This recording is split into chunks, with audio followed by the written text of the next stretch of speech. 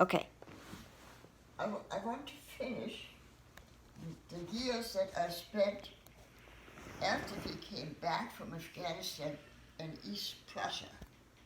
I talked about that we spent our summer vacation at the resort where my mother taught, and we were able to swim in the Baltic Sea, but there were other things that we did.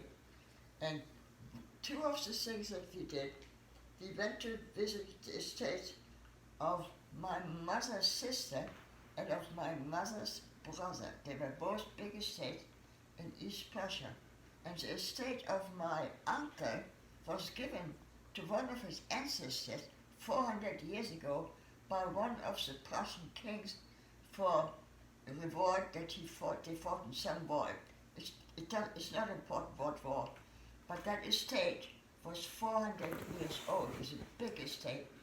And it had 23 bedrooms, and it had a ballroom that was absolutely huge. And a lot of the Prussian aristocracy would come there, and they had French gobelins, and the dining room had probably a table that was at least 20, if not more, people. And the bedrooms were all upstairs, and the linens they had were all real linen, and they only washed twice a year because they had to heat the water up and hang it out and did this, and they had a mangle that was made completely out of wood, and there was kind of a cone shape that was filled with stones, and it had a wheel, and you could turn the wheel, and they would put the linen on the wooden board, and then that cone shape would roll over, and the linens came out completely smooth, and as you would have pressed it with electricity. Also, the interesting was that there is a German folk song, and it says, we're washing all day long, and then we're partying all week long.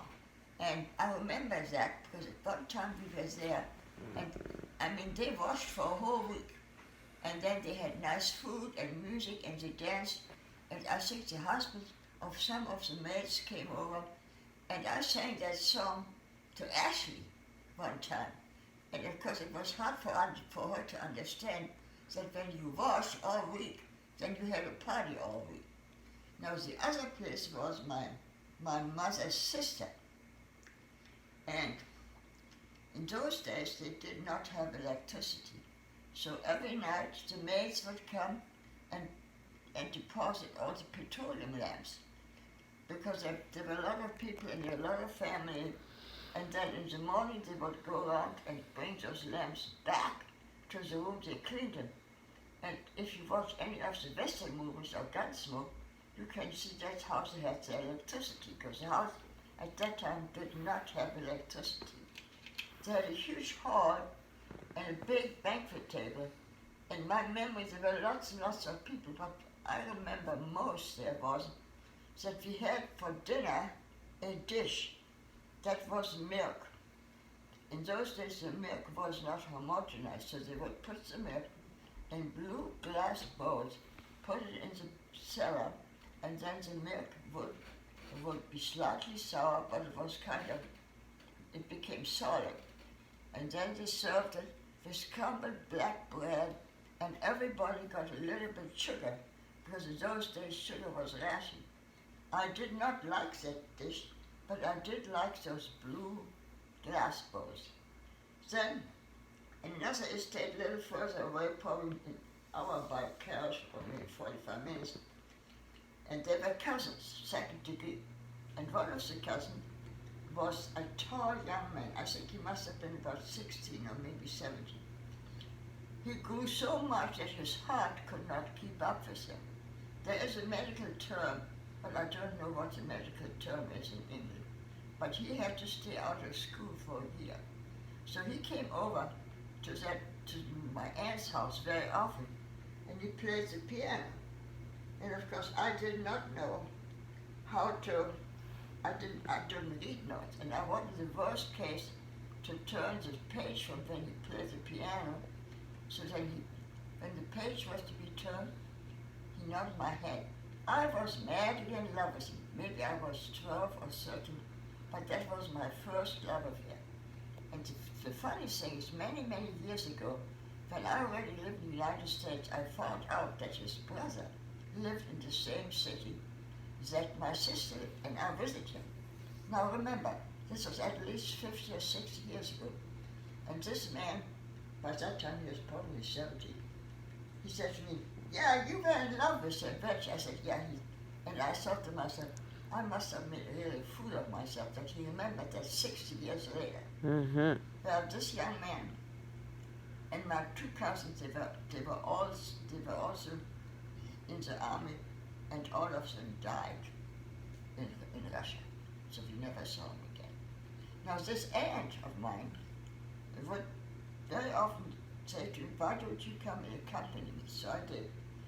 And she would say, "Well, put on some rubber boots."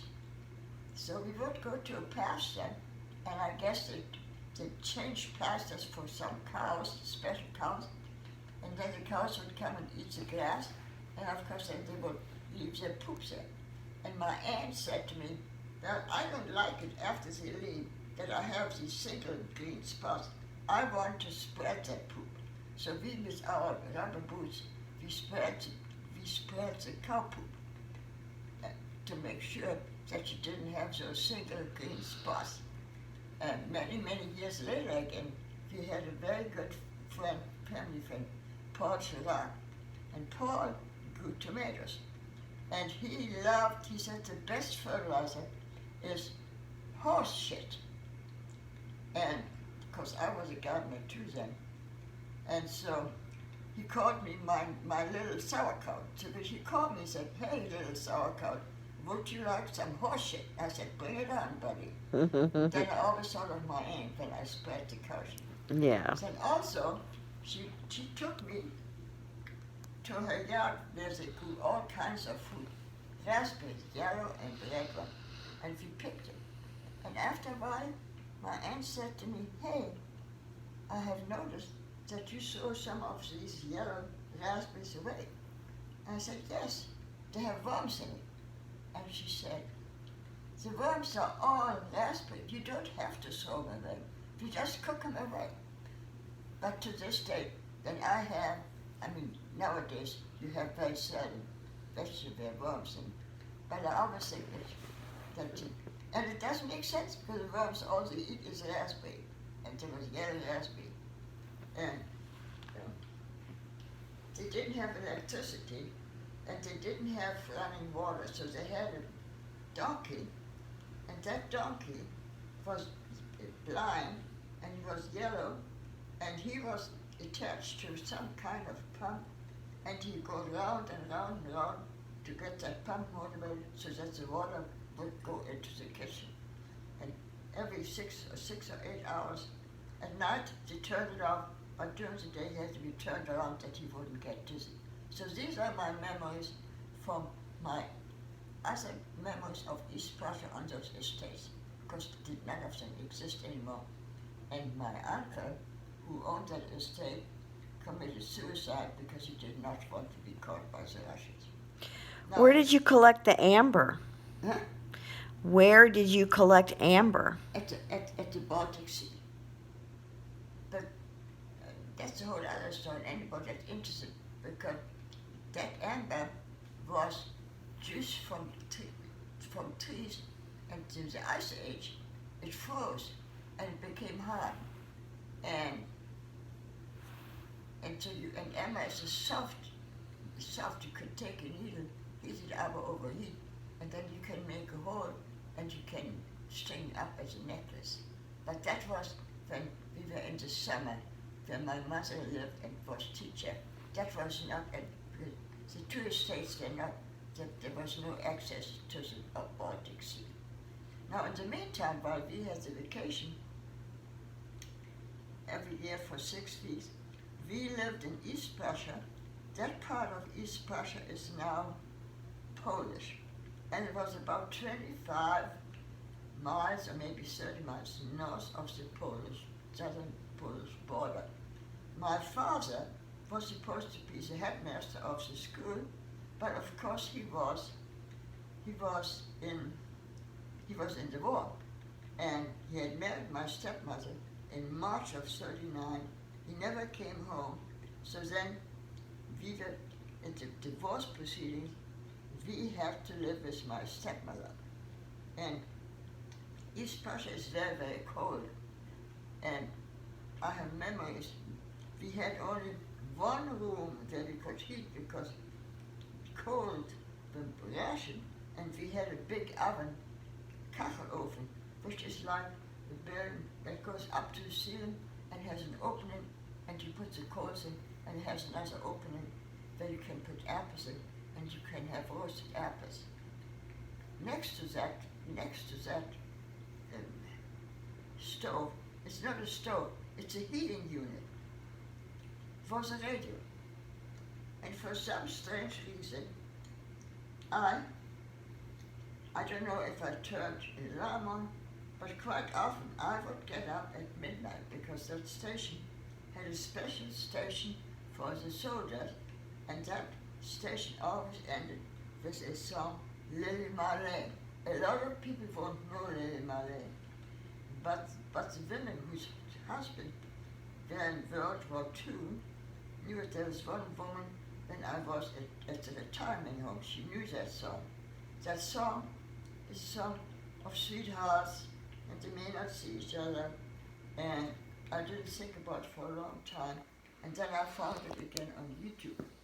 So I would get up and listen at midnight to that song, Lily Marlene, and that song became so, Hitler was against it, because the woman who sang it was Danish, and she was Jewish.